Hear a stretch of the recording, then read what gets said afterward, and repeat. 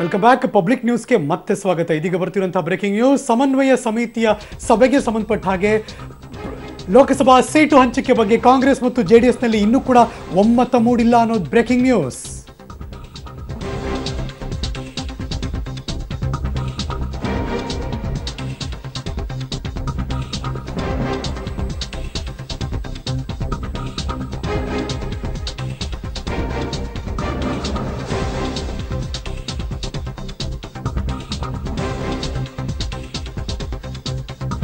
ನಿಗದಿಯಂತೆ ಇವತ್ತು ಬೆಳಗ್ಗೆ 9:30 ಸುಮಾರಿಗೆ ಸಮನ್ವಯ ಸಮಿತಿಯ ಚರ್ಚೆ ಇತ್ತು. ಅದರಲ್ಲಿ ಅದರ ಮುಖ್ಯಸ್ಥರಾದಂತಹ ಮಾಜಿ ಮುಖ್ಯಮಂತ್ರಿ ಕಾಂಗ್ರೆಸ್ನ CLP ನಾಯಕ ಮಾಜಿ ಮುಖ್ಯಮಂತ್ರಿ ಸಿದ್ದರಾಮಯ್ಯನವರು ಕೂಡ ಅವರ ನೇತೃತ್ವದಲ್ಲಿ ಸಮನ್ವಯ ಸಮಿತಿ ಸಭೆ ಇತ್ತು. ಈಗ ಬರ್ತಿರುವಂತಹ ಬ್ರೇಕಿಂಗ್ ನ್ಯೂಸ್, ನಮಗೆ 12 ಬೇಕು, ಅವ್ರು ಕೊಡಲ್ಲ, 8 ತಗೊಳ್ಳಿ 6 ತಗೊಳ್ಳಿ, ನಮಗದು ಬೇಡ, ಮೈಸೂರು ಹಾಸನ ಅದ್ರ ಬಗ್ಗೆ ಡಿಸ್ಕಷನ್ ಬೇಡ, ಅದು ನಮ್ಮದೇ ಅಂತ JDSನವ್ರದ್ದು. ಹೀಗೆ ಆಗಿ ಫೈನಲಿ ಇದೀಗ AICC ಅಧ್ಯಕ್ಷರಾದ ರಾಹುಲ್ ಗಾಂಧಿ ಮತ್ತು JDSನ ವರಿಷ್ಠರಾದ HD ದೇವೇಗೌಡರ ನಡುವಿನ ಕೊನೆಯ ಹಂತದ ಮಾತುಕತೆ ನಂತರವಷ್ಟೇ ಇದಕ್ಕೊಂದು ಇತಿಶ್ರೀ ಹಾಡ್ತಾರೆ. ಅಂದರೆ ಸೀಟು ಹಂಚಿಕೆ ಫೈನಲ್ ಆಗುತ್ತೆ ಅನ್ನೋದು ಈ ಕ್ಷಣ ಬರ್ತಿರುವಂತಹ breaking news. So finally 12 Lok Sabha ಕ್ಷೇತ್ರ ಬೇಕೇ ಬೇಕು ಅಂತ ಪಟ್ಟು ಹಿಡಿದಿದ್ದಾರೆ JDSನವರು. ಅಷ್ಟು ಕೊಡೋಕ್ಕಾಗಲ್ಲ ಅಂತ ಅವರು ಗಟ್ಟಿತನವನ್ನು ಸಡಿಸಿಲ್ಲ ಕಾಂಗ್ರೆಸ್ನವರು. ಅಲ್ಲಿಗೆ ಯಾವ ಲೆಕ್ಕಾಚಾರಕ್ಕೆ ಬರ್ತಾರೆ, 28 ಲೆಕ್ಕಾಚಾರಕ್ಕೆ ಬರುತ್ತಾರಾ ಅನ್ನೋದು ಕಾದು ನೋಡಬೇಕಾಗಿದೆ ಈ ಕ್ಷಣ. ಹೆಚ್ಚು ಸ್ಥಾನಗಳನ್ನು ಗೆಲ್ಲಬೇಕು. JDS ಕಾಂಗ್ರೆಸ್ಸು ಚುನಾವಣೆಯಲ್ಲಿ ಒಂದಾಗಿ ಫೈಟ್ ಮಾಡಿದ್ರೆ ನಾವು 20ಕ್ಕೂ ಹೆಚ್ಚು ಸ್ಥಾನಗಳನ್ನು ಗೆಲ್ತೀವಿ ಅಂತಕ್ಕಂಥ ವಿಶ್ವಾಸ ಇದೆ, ನಂಬಿಕೆ ಇದೆ. ಇವತ್ತು ಸೀಟ್ ಶೇರಿಂಗ್ ಬಗ್ಗೆ ಒಂದು ಮೀಟಿಂಗ್ ಈಗಾಗಲೇ ಆಗಿದೆ. ಅವರು ಎಲ್ಲೆಲ್ಲಿ ನಿಲ್ಲಲಿಕ್ಕೆ ಇಚ್ಛೆ ಇದೆ ಒಂದು ಪಟ್ಟಿ ಕೊಟ್ಟಿದ್ದಾರೆ. ನಾವು ಮುಖ್ಯವಾಗಿ ಈ ಚುನಾವಣೆಯಲ್ಲಿ ಗೆಲ್ಲಬೇಕು, let us go by the numbers ಅನ್ನೋದು ಒಂದು ಚರ್ಚೆ ಮಾಡಿದ್ದೀವಿ. ಗೆಲ್ಲೋದು ಇಬ್ಬರು ಸೇರಿದ್ರೆ ಯಾವಲ್ಲಿ ಗೆಲ್ಲಕ್ಕೆ ಸಾಧ್ಯ ಆಗ್ತದೆ, ಮತ್ತೆ ಯಾರು ಬೆಟರ್ ಕ್ಯಾಂಡಿಡೇಟ್ಗಳಿದ್ದಾರೆ, ಈ ಥರದವೆಲ್ಲ ಚರ್ಚೆ ಮಾಡಿದ್ದೀವಿ. ಇದು ಬಹಳ ಚೆನ್ನಾಗಿ ಆಗಿದೆ ಚರ್ಚೆ. ರೈಟ್ ಡೈರೆಕ್ಷನ್ ಅಲ್ಲಿ ವಿ ಆರ್ ಮೂವಿಂಗ್. ನಾನು ಐ ಹೋಪ್ ದಟ್ ಈ ಲೆವೆಲ್ನಲ್ಲೇ ಬಗೆಹರಿತದೆ ಅಂತಕ್ಕಂಥ ವಿಶ್ವಾಸ ಇದೆ ನನಗೆ. ದೀರ್ಘವಾಗಿ ಚರ್ಚೆ ಮಾಡಿದ್ದೀವಿ. ಇನ್ನು ನಾವು ಅಂತಿಮ ರೂಪ ಕೊಟ್ಟಿಲ್ಲ. ಅಂತಿಮ ರೂಪ ಕೆಲವೇ ದಿನಗಳಲ್ಲಿ ಕೊಡ್ತೀವಿ. ಇದ್ರ ಬಗ್ಗೆ ಮತ್ತಷ್ಟು ಮಾಹಿತಿ ಕೊಡೋದಕ್ಕೆ ನನ್ನ ಸಹೋದ್ಯೋಗಿ ಪೊಲಿಟಿಕಲ್ ಬ್ಯೂರೋ ಇಂದ ಸೀನಿಯರ್ ಸ್ಪೆಷಲ್ ಕರೆಸ್ಪಾಂಡೆಂಟ್ ಸುಖೇಶ್ ನೇರ ಸಂಪರ್ಕದಲ್ಲಿ ಜಾಯಿನ್ ಆಗ್ತಿದ್ದಾರೆ. Good afternoon Sukhesh. ಎಲ್ಲೋ ಒಂದ್ ಕಡೆ ದಿನೇ ದಿನೇ ಜಟಿಲವಾಗ್ತಾ ಇದೆ. ಇದು ಸಾಲ್ವ್ ಆಗುತ್ತಪ್ಪ ಅಂತ ಅನ್ಕೋತಿರ್ಬೇಕಾದ್ರೆ ಈಗ ಸಿದ್ದರಾಮಯ್ಯವ್ರ ಮಾತು ಕೇಳಿಸ್ಕೊಂಡ್ರೆ ಔಟ್ಪುಟ್ ಕಾಣಿಸ್ತಾ ಇಲ್ಲ. ಇವತ್ತಿನ ಮೀಟಿಂಗು ಇದು ಸ್ಥಳೀಯವಾಗಿ ಬಗೆಹರಿಯೋಲ್ಲ, ದೆಹಲಿ ಅಂಗಳದಲ್ಲೇ ಆಗಬೇಕು ಅಂತನಾ? ಖಂಡಿತ ಹರೀಶ್, ಆದ್ರೆ ಇವತ್ತು ನಡೆದಂತ ಸಮನ್ವಯ ಸಮಿತಿಯಲ್ಲಿ ಒಂದು ಹಂತಕ್ಕೆ ಏನಾದರೂ ಮಾತುಕತೆ ಆಗಬಹುದು ಅನ್ನುವಂತ ನಿರೀಕ್ಷೆ ಮಾಡಲಾಗಿತ್ತು. ಆದ್ರೆ ಇವತ್ತು ನಡೆದಂತ ಸಮನ್ವಯ ಸಮಿತಿಯ ಸಭೆಯಲ್ಲಿ ದೋಸ್ತಿಗಳ ನಡುವೆ ಒಮ್ಮತಾಭಿಪ್ರಾಯ ಮೂಡಿಲ್ಲ ಅನ್ನುವಂಥದ್ದು ಸ್ಪಷ್ಟವಾಗ್ತಾ ಇದೆ.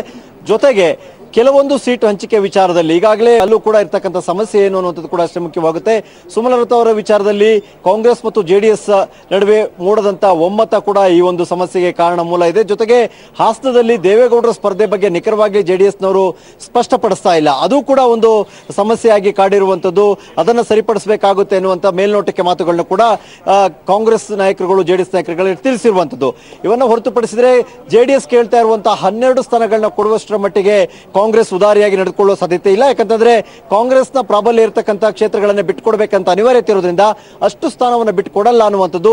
JDS ಏನಾದರೂ 9 ಸ್ಥಾನಗಳ ಕುರಿತು ಮಾತನಾಡೋದಾಗಿದ್ರೆ ಬಹುಶಃ ಒಂದಷ್ಟು ಸ್ಥಾನಗಳ ಕುರಿತು, ಒಂದಷ್ಟು ಕ್ಷೇತ್ರಗಳ ಕುರಿತು ಚರ್ಚೆ ಇವತ್ತು ಆಗ್ತಾ ಇತ್ತು. ಆದ್ರೆ JDS 12 ಸ್ಥಾನಗಳಿಗೆ ಬಿಗಿಪಟ್ಟು ಹಿಡಿದ್ರಿಂದ ಸಹಜವಾಗಿ ಆ ಗೊಂದಲ ಹಾಗೆ ಮುಂದುವರೆದಿದೆ. ಹರೀಶ್, ಸುಖೇಶ್, ಇನ್ನೊಂದು ಚಾಲೆಂಜ್ ಏನಪ್ಪಾ ಅಂದ್ರೆ ನಾಯಕರ ಮಧ್ಯೆ ಮಾತುಕತೆ ಆಗಬೇಕಾದ್ರೆ ಅವರ ಒಪ್ಪು ಅಥವಾ ಒಪ್ಪದೇ ಇರೋದು ಒಂದು ಕಡೆ, ಜೊತೆಗೆ ಕಾರ್ಯಕರ್ತರ ಲೆವೆಲಲ್ಲೂ ಕೂಡ ಬೇರೆದೇ ಇದೆ.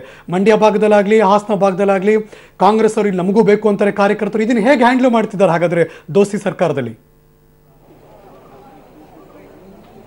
ಖಂಡಿತ ಹೌದು. ಯಾಕಂತಂದ್ರೆ ಬಹುತೇಕ ಹಳೆ ಮೈಸೂರು ಭಾಗದಲ್ಲಿ ಕಾಂಗ್ರೆಸ್ ಮತ್ತು JDS ನಡುವೆ ಜಿದ್ದಿನ ಹೋರಾಟ ಇರುವಂತದ್ದು. ಅದರಲ್ಲಿ ವಿಶೇಷವಾಗಿ ಮಂಡ್ಯ ಮತ್ತು ಹಾಸನದಲ್ಲಿ ಅದು ಪಾರಂಪರಿಕವಾಗಿ ನಡೆದಿರುವಂತಹ ಒಂದು ರಾಜಕೀಯ ಹೋರಾಟ ಅಂತ ಹೇಳ್ಬೋದು. ಅಲ್ಲಿ ಕಾಂಗ್ರೆಸ್ಗೆ ಎದುರಾಳಿ JDS ಕಾರ್ಯಕರ್ತರಿಗೆ ಎದುರಾಳಿ ನಿಲ್ಲುವುದು ಕಾಂಗ್ರೆಸ್ ಕಾರ್ಯಕರ್ತ.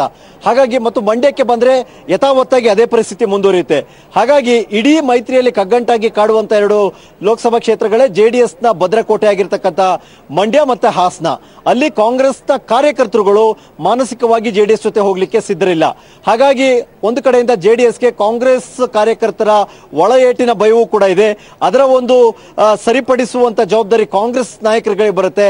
ಆದರೆ ಕಾಂಗ್ರೆಸ್ ನಾಯಕರುಗಳಿಗೂ ಕೂಡ ಕೆಲವೊಂದು ಕ್ಷೇತ್ರಗಳನ್ನ ಬಿಟ್ಟು ಕೊಡುವ ಅಥವಾ ಚಿನ್ನದ ತಟ್ಟೆಯಲ್ಲಿಟ್ಟು ಜೆಡಿಎಸ್ ಕೈಗೆ ಕೊಡುವಂತ ಒಲವು ಇಲ್ಲ.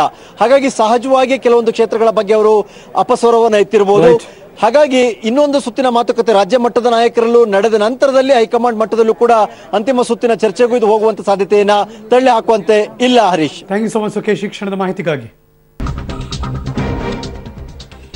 ಕಾಂಗ್ರೆಸ್ಗೆ ಕೈ ಕೊಟ್ಟಿದ್ದಾರೆ ಒಂದ್ ಕಡೆ ಉಮೇಶ್ ಜಾಧವ್, ಬಿಜೆಪಿಗೆ ಮಣೆ ಹಾಕುವ ಸಾಧ್ಯತೆ ಕಾಣಿಸ್ತಾ ಇದೆ.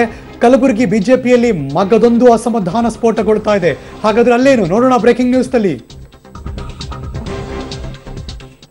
ಜಾಧವ್ ಇದೀಗ ಶಾಸಕ ಸ್ಥಾನಕ್ಕೆ ರಾಜೀನಾಮೆ ಕೊಟ್ಟು ಕಲಬುರಗಿ ಲೋಕಸಭಾ ಚುನಾವಣೆಗೆ ಬಿಜೆಪಿಯಿಂದ ಸ್ಪರ್ಧೆ ಮಾಡಲು ಈಗಾಗಲೇ ಸಜ್ಜಾಗಿದ್ದಾರೆ. ಪ್ರಮುಖವಾಗಿ ಈಗಾಗಲೇ ಬಿಜೆಪಿಯಲ್ಲೂ ಕೂಡ ಹಲವು ಜನ ಈಗಾಗಲೇ ಟಿಕೆಟ್ ಆಕಾಂಕ್ಷಿಗಳಾಗಿದ್ದರು. ಅದರಲ್ಲೂ ಕೂಡ ಬಿಜೆಪಿಯ ರಾಜ್ಯ ಉಪಾಧ್ಯಕ್ಷರು ಮಾಜಿ ಸಚಿವರಾದಂತಹ ಬಾಬುರಾವ್ ಚೌಹಾಣ್ ಅವರು ಕೂಡ ಈಗಾಗಲೇ ತಾವು ಕೂಡ ಪ್ರಬಲ ಅಭ್ಯರ್ಥಿ ಅಂತ ಹೇಳ್ಕೊಂಡಿದ್ರು. ಸೊ ಇದ್ರ ಬಗ್ಗೆ ಅವರೇನಂತಾರೆ, ಸರ್ ಈಗ ಉಮೇಶ್ ಜಾಧವ್ ಅವರು ಬಿಜೆಪಿಗೆ ಸೇರ್ಪಡೆ ಆಗ್ತಾ ಇದ್ದಾರೆ. ಸೊ ಅವರೇ ಲೋಕಸಭಾ ಅಭ್ಯರ್ಥಿ ಅನ್ನೋದು ಕೂಡ ಬಹುತೇಕ ಫೈನಲ್ ಆಗ್ತಾ ಇದೆ. ಸೊ ಇದ್ರ ಬಗ್ಗೆ ನೀವೇನಂತೀರಾ? ಇಲ್ಲ, ಇಲ್ಲಿವರೆಗೆ ಪಾರ್ಟಿಯಿಂದ ಆಗಲಿ ನಮಗಾಗಲಿ ಉಮೇಶ್ ಜಾಧವ್ ಅವರು MP ಕ್ಯಾಂಡಿಡೇಟ್ ಅಂತ ಎಲ್ಲಿ ಹೇಳಿಲ್ಲ. ಪತ್ರಿಕೆ ಮಾಧ್ಯಮದಲ್ಲಿ ಟಿವಿ ನ್ಯೂಸ್ ಮುಖಾಂತರ ನಾವು ಕೇಳ್ತಾ ಇದ್ವಿ ಇವ್ರು ಕ್ಯಾಂಡಿಡೇಟ್ ಆಗ್ತಾರಂತ. ಬಟ್ ನಾನು ಹೇಳ್ತಕ್ಕಂಥದ್ದು, ನಮ್ಮ ಪಕ್ಷದಲ್ಲಿ ನಾವು ಸುಮಾರು ವರ್ಷಗಳಿಂದ ದುಡಿತಾ ಇದ್ದೆವು. ನಾನಾಗಲಿ, ನಾಮದೇವ್ ಕರರಿ ಆಗಲಿ, ಸುಭಾಷ್ ರಾಠೋಡ್ ಆಗಲಿ, ಮತ್ತು ವಲ್ಲಾಪುರಿ ಆಗಲಿ, ಇವೆಲ್ಲ ದುಡಿತಾ ಇದ್ದೇವೆ. ನಾವು ದುಡಿಯೋದು ಹೊಸಬರಿಗೆ ಕರೆಸ್ಕೊಂಡು ಕೊಡ್ತಾರಂತ ಕೇಸಿ ನಮ್ಮ ಮೇಲ್ನೋಟ ಕಂಡು ಬರ್ತಾ ಇದೆ. ಬಟ್ ಎಷ್ಟರ ಮಟ್ಟಿಗೆ ಇದು ಪ್ಲಸ್ ಆಗ್ತದೆ ನಾನು ಹೇಳಕ್ ಇಷ್ಟಪಡಲ್ಲ. MLA ಆಗಿ ಬಲ್ಲಿ ನಾವು ಸ್ವಾಗತ ಮಾಡಿದ್ವಿ. MLAನೇ ರಾಜೀನಾಮೆ ಇವತ್ತು ಕೊಟ್ಟಿದ್ದಂತ ನಮ್ಗೆ ಗಮನಕ್ಕೆ ಬಂತು. ಬಟ್ ನನಗನ್ಸೋ ಮಟ್ಟಿಗೆ ಅಷ್ಟು ಸಮಂಜಸವಾಗಿ ಇಲ್ಲ ಅಂತ ನಾನು ಅನ್ತೇನೆ. ಈಗ ನಿಮ್ಮ ನಡೆ ಏನ್ ಸರ್? ಈಗ ನೀವೆಲ್ಲ ಈಗ ಇಷ್ಟು ಜನ ಏನ್ ಹೆಸರಿದ್ರಿ, ಏನ್ ಟಿಕೆಟ್ ಆಕಾಂಕ್ಷಿಗಳಿದ್ರಿ, ಬಿಜೆಪಿ ಪಕ್ಷದ ಸಲುವಾಗಿ ದುಡಿತಾ ಇದ್ರಿ.